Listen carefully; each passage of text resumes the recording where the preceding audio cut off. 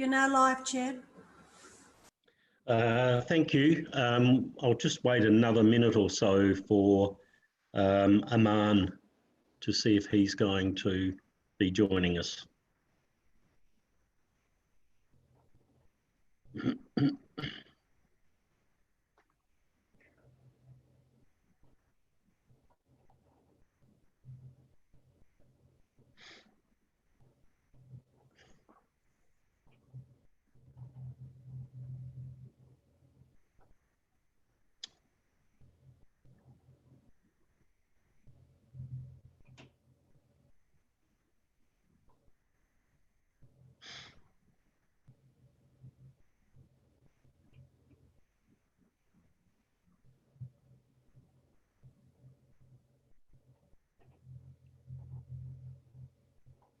Hello, Aman. You're muted at the moment. Yes. That's fine. How are you going? Very well, thank you. We're all here now, so I think we'll kick off. Judy, are you happy for us to start now? Absolutely, Chair. All right. Well, we'll get going. I'll open tonight's meeting of the City of Adelaide Council Assessment Panel. We're meeting online, obviously, because of the COVID-19 restrictions. The meeting will be streamed live to the City of Adelaide website, and a recording is also to be published to the internet. Please note that an audio and visual recording is being taken of the meeting. This means that your presence at and any contribution you make to the meeting may be collected, used, disclosed or published publicly by the Council, including transferring to outside of Australia. So welcome everyone to tonight's meeting. For the purposes of the gallery and anybody else that might be online, my name's Mark Adcock, I'm the presiding member, and we have panel members tonight online, Councillor Aman Abrahimzadeh and other members Mark Duncan, Colleen Dunn and Professor Mads Gardbo. So as I said, welcome to tonight's meeting. Please bear with us as we struggle with the online format and we'll do our best to keep things moving as quickly as possible. There is one item of business for us to consider tonight before we get into the development applications. That is in relation to the meeting procedures that we undertake. We've been having discussions with council staff and amongst ourselves, and we have proposed some minor but we hope effective tweaks to the meeting procedures that will help things to move more steadily. Until they're adopted, of course, we'll be operating under the existing procedures, but if we do adopt those new procedures tonight, we'll then be able to operate under those. We have a report before us which reflects our earlier discussions, and we are in a position now to consider whether we want to formally adopt the changes to the procedures as outlined in one of the attachments. So before we do that, I'll just go around the table to see if anybody has any further comment or... Yes, Beck? Mark, can I just advise members that I will rectify the error in the numbering under section 5. Unfortunately, at the moment it goes 5.1, 5.2, then back to 5.1. So I will fix that once we've determined whether or not you are comfortable with what's before you. Thanks. Yep, thanks very much. That will just be normal consecutive numbering, so that won't change the substance at all. Mark, perhaps I'll start with you. Do you have any comments or? No, happy to accept them as additions. Great. Mads, are you happy there? Yes, we had a good discussion about this a couple of weeks ago, and I have no problems with it. Fantastic. And Colleen? I I think that it represents what we discussed, and I think it's an improvement on the previous proposal. So yes, I think this is good. All right. And Naman, you've had a chance to read and absorb. I have, Chair. I have. Very helpful to see what's been changed. So I've got no issues with what's been proposed. It is. Thank you, Beck, for doing that version. Essentially, we're just tuning out some of the more formal aspects of local government act procedures that have transferred into our procedures. It still will be formal decision making, but not strictly in accordance with local government act procedures, but certainly by majority vote. People will get the opportunity to propose amendments to recommendations or to conditions, and so on. So nothing effectively will change other than just doing it in a more informal manner. So let's put that to the, would someone, we do have to move and second it until we've adopted these procedures. Would someone like to move that? I can't see you, so speak up. Well, I'll move the motion. Thank you, Colleen. And a seconder? Yeah, I'm happy to second it, Mark. All right, I've got my full screen back. So show of hands for those in favour. All those right, that's carried unanimously. So the amended procedures as printed in the agenda will now be the procedures under which we follow from now on. Thank you for that. Second item tonight is to confirm the minutes from last month's meeting to be taken as read and confirmed, and an accurate record of the proceedings. Are we all in agreement with the minutes, or does someone have an issue with anything there? No issues, so we'll take that as a unanimous adoption. Show of hands, please, for all those that are in favour. Okay, that's carried as printed. Right, we've just decided to change the order of business marginally. We're going to go into the item 4.2.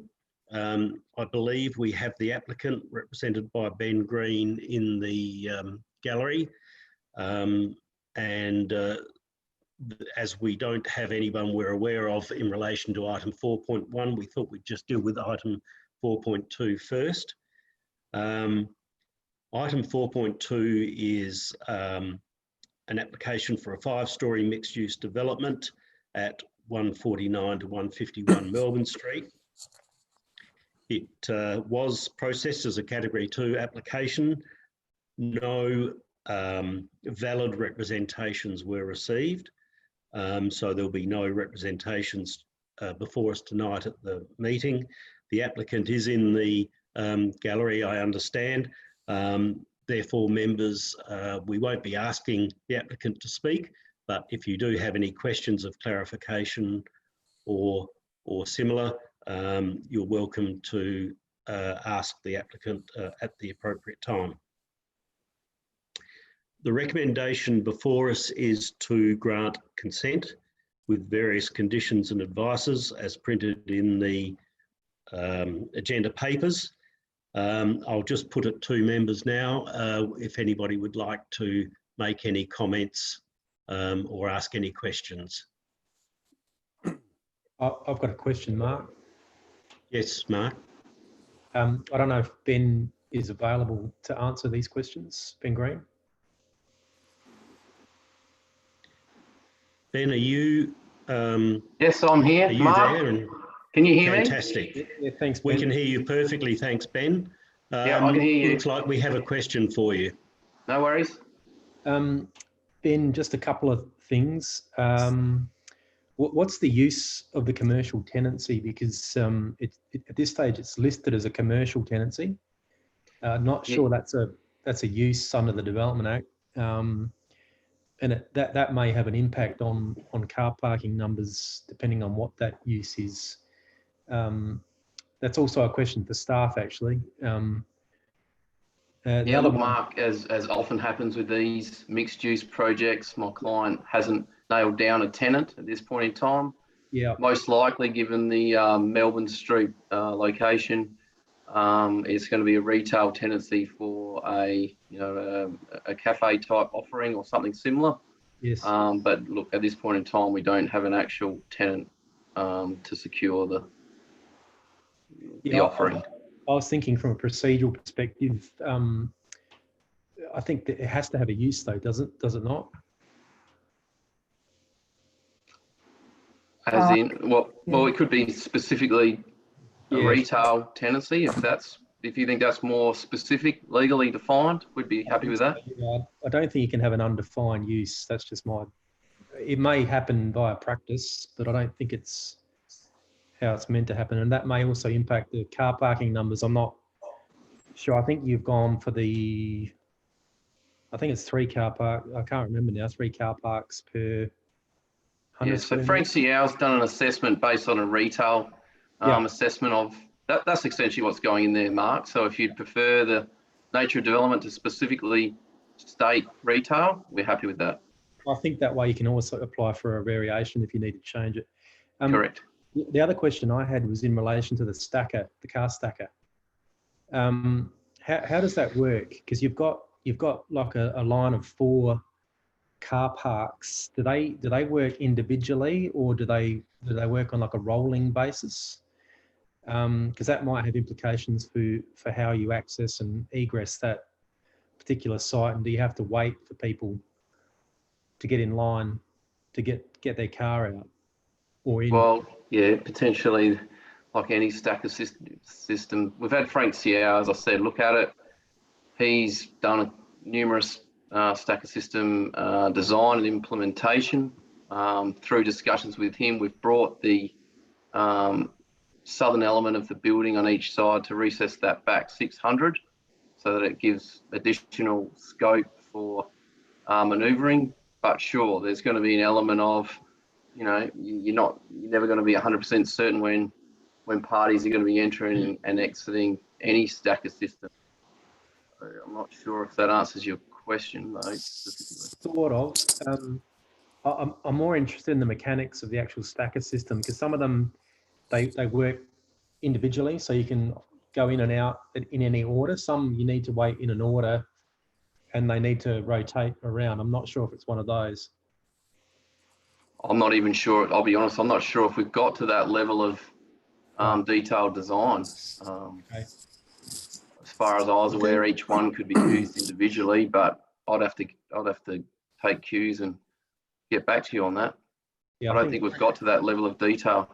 Yeah, Frank Sial doesn't make any comment on it. Hence the question. Yep. All right. Thank Mark, you. I think I recall seeing on the plans an area where a car was to wait. Yeah, Do I've definitely seen that, Mark. The point I was wondering is, do the cars have to go in a particular order? These stackers sometimes can be difficult. Like sometimes you can go in individually and then it goes up, and then another one goes down. Others you've got to rotate around and you've got to wait your order. That's all. I didn't know. Oh, okay. As far as I understand, it's not the latter that you've discussed, Mark. It's one on the most user-friendly basis, given the price point that the client's wanting to achieve here. He wants it to be as orderly and functional as possible. There is some element of waiting, like an elevator or in this case, a car stacker. But as Mark Adcock, that is the chair, there is an element there. There is a position there to wait in line. Okay, thank you. Yes, Mark, I think I had made an assumption that you would just go into the next available space. Right. But no, it's a good question. Look, members, before we move on, can I just ask Beck, Beck, did you want to comment on the land use issue that Mark has raised, and whether we actually need to do something with the printed recommendation should it get to that? Yeah, sure. I think it would be best if you actually change the description of the development to shop tenancy. And then if we need to then change the use later on, that they come back for a variation or a change of use application. Okay, because essentially that's how it's been assessed in terms of that issue of car parking. So if we change the word commercial to retail, that would make more sense. And if it's not retail, they'll come back, for a variation. Yeah. Yeah. Other members, you are happy to comment on that before we finalise the matter. But look, I'll go down the list here. Mads, did you wish to make any comments? Yes, thanks, Mark. I do. I think this is a project that skates on very thin ice. I have to say, if you look at the objectives in the papers we have, I think it's not less than 15 that's not complying or partly complying. So it's certainly a questionable project, I think. I mean, for example, there's 5 rather than 4 stories, but the total height of the building is not more than it should be. It's not set back the 30 degrees it should do, but it's only the balconies that protrude. The 4-bedroom or the 4 smaller bedroom or the smaller apartments have bedrooms that rely on borrowed light, which is a very poor result. And there's a shortfall in car parking, even if it is located in a position with very good public transport. And then again, there's inadequate bicycle storage. And it's even suggested in the papers that bicycles might be kept on balconies, something which I strongly disagree with. The positive aspects, as far as I can see, is the fairly strong podium and the interaction with, or the interface with pedestrians. And I think the layout of the apartments are relatively good. So very narrowly, I'm happy to support it. Thank you, Mads. Colleen. I've just got a question for Ben. Could you just explain to me what's happening about the rubbish removal? I take it Veolia's chap will park the truck in the street, come down, pull out the bins and wheel them down the back lane and pick them up for emptying that way. Is that the proposal? Yes, through the chair, that's correct. Yep. And is that is Bowers Street or Lane, whatever it is that a 2-way street or is that just a 1-way street? Two-way street. It's a 2-way laneway. Okay, all right. So it'll fit because I thought that it was reasonably tight, but that's okay. And you're satisfied that you can actually get the bins out and around the corner and down the slot beside. Correct. We've gone through this with council staff a couple of occasions. We've also amended it so there is additional bike car parking MADs, so that we now meet the development plan. We've had Veolia and our engineer check that the bins are of size to suit the scale of the proposal, and that they can be suitably pushed through the common entryway and exit way. Okay, all right, that's good. Thank you. Despite the shortfalls in this, I think it's really very handsome and very nicely designed, and particularly like that it's actually got 4 decent faces, that each side of the building looks good and well finished, and it's got valuable articulation and it's really thoughtfully detailed. I think the east-facing windows that may lose the benefit of sunlight and to some extent daylight if a building's built next to it is a bit of an issue, but I don't think it's fatal in any way. And I think that the overshadowing to the cottages to the rear really is pretty minor looking at the shadows. I mean, it's particularly bad on this particular date in midwinter, but for the rest of the year, it's probably pretty good. So I actually think this is really quite well done, and so I support the recommendation. Thank you, Colleen. Aman, did you want to add any thoughts? Just very quickly, Chair.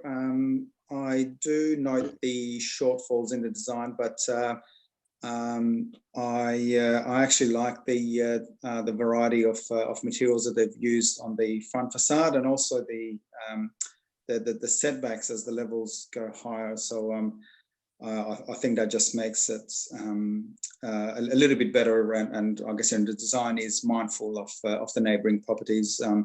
So overall, I do support the recommendations too. Thank you, Man. Look, I'll add in my 2 cents worth. I generally don't have a lot to add to that discussion. I do note the variances with the quantitative standards in the plan, but they're not necessarily mandatory. They're a guide, and the performance measures and assessment that's been undertaken, I think, indicates that whilst they do exceed some of those quantitative standards, that the resulting impacts are not fatal to the development. Melbourne Street is developing a particular character, has been developing a particular character over a long period of time. And I think this development fits well with what the development plan has set down for the current form of development. So I'm happy to support the application. Before we vote, we've got a recommendation for approval. We've amended it slightly to read a development comprising a retail tenancy as opposed to a commercial tenancy. I will just ask for a show of hands shortly, but before I do, is there anything else that anybody wishes to say before we have a quick show of hands on this? No, okay, so let's put that recommendation. Those that are in favour, if you could just let me know. And those against? All right. Sorry, against was, again, against, please.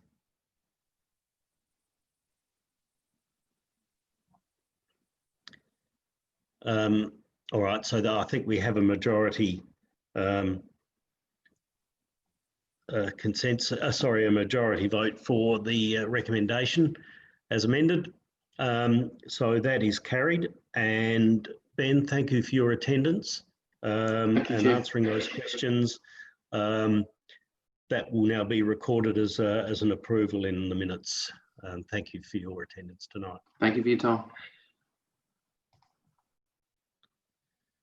All right, thanks members. We'll go back to item 4.1, which is 145 South Terrace. And this is also a multi-level apartment building at the rear of a heritage item.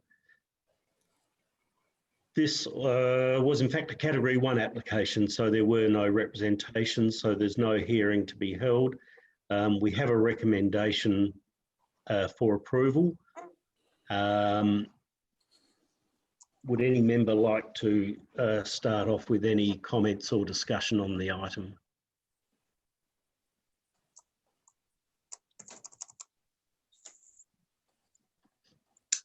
No?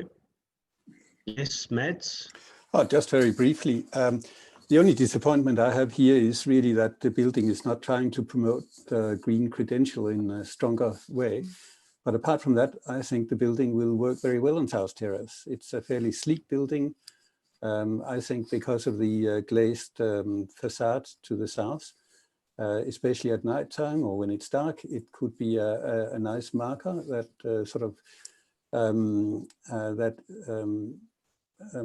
aligns the city to the south. So I'm happy to support this particular project here. Thank you. Does anybody else wish to make a comment? No? Aman? No? Happy? Happy. I'll make a very quick comment. I actually like the way they've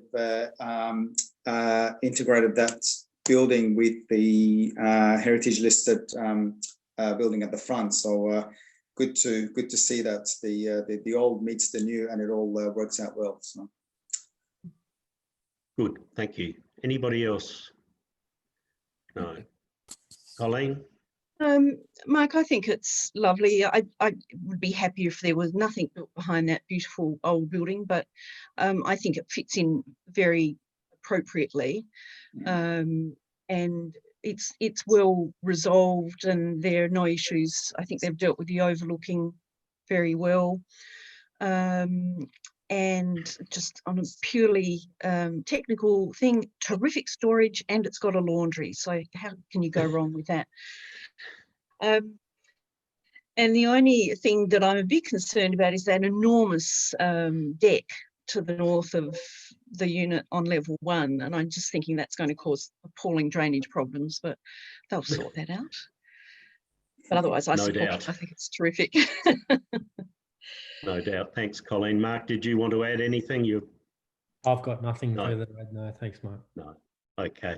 I concur with those comments too. I think the fact that there could be some overlooking, particularly with the building to be converted to a dwelling, is inevitable. I think the fact that it's part of the one development makes it a much more acceptable situation in this case, because it will be buyer beware, and they will know exactly what they're in for if they wish to purchase the development, purchase the unit, I mean. I think it's a very handsome looking building too, and will not detract at all from the heritage streetscape that's being preserved along South Terrace. In that, just that particular little spot is quite unique. All right, so the recommendation is to approve. Did anybody have any issue with any of the conditions or notes they wanted to make a comment on? No. Okay. All right. Well, look, show of hands just to make sure that we're in agreement on that. All those in favour? Good, that's carried. So that item is also approved. Thank you very much, as recommended. There are no other applications. We do have the list of recent lodgements for planning consent. It's been attached to our agendas. You've had a chance to have a look at those. Does anybody wish to call anything in or raise any matter? Yes, Mads? Oh, just a question. Number 11 Putney Street, a change to consulting room. Does that mean loss of an active frontage? Yes, Mads, it does. The waiting room is right on the Putney Street frontage, and then the actual consulting rooms are behind. But at the moment, is it retail at the moment? It's part of the. There was a bridal shop there, wedding dresses. It's part of that larger tenancy. Yeah, just near Herschel Square. Just as an opinion, I think it's a pity to, on a street like Putney, to lose active frontages. Yeah, it's actually, it may even actually be complying. It's definitely an envisaged land use in the city frame zone. It may have been incorrectly put as merit, but it may be complying. So look, it's an envisaged land use there. Yeah, okay. Thank you.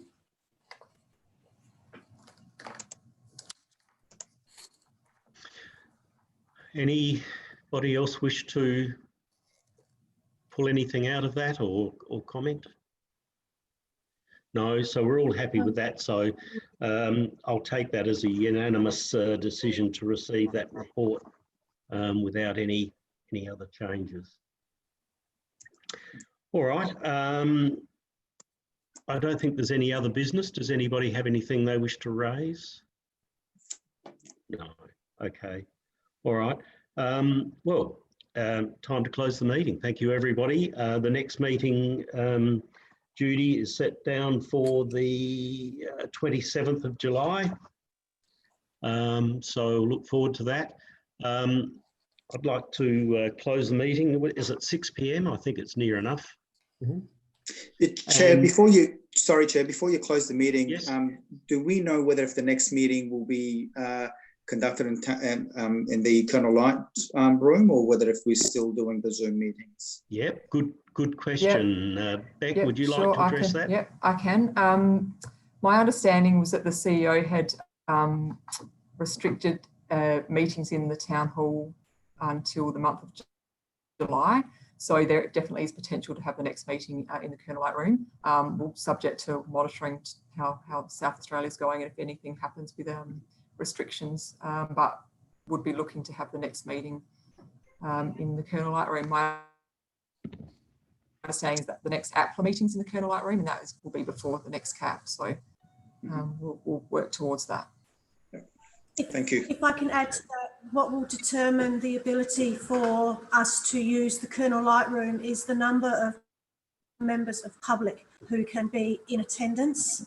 At the moment, with current provisions for a meeting in the Colonel Light room, only 3 members of the public can actually be present.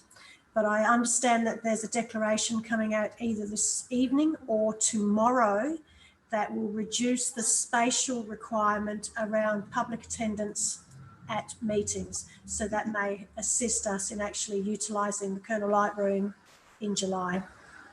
Okay, the next meeting will have reps.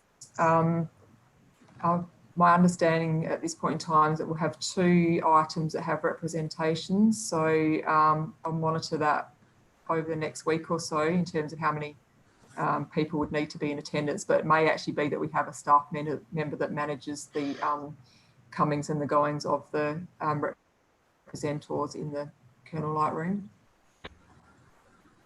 There is also another consideration for the panel in terms of whether or not going forward you stream your meetings as a matter of course. Okay. Which Okay. also, that also provides a public inclusiveness consideration. Well, maybe you and I can have a chat about that, Mark, and with you, Judy, as well. Yeah.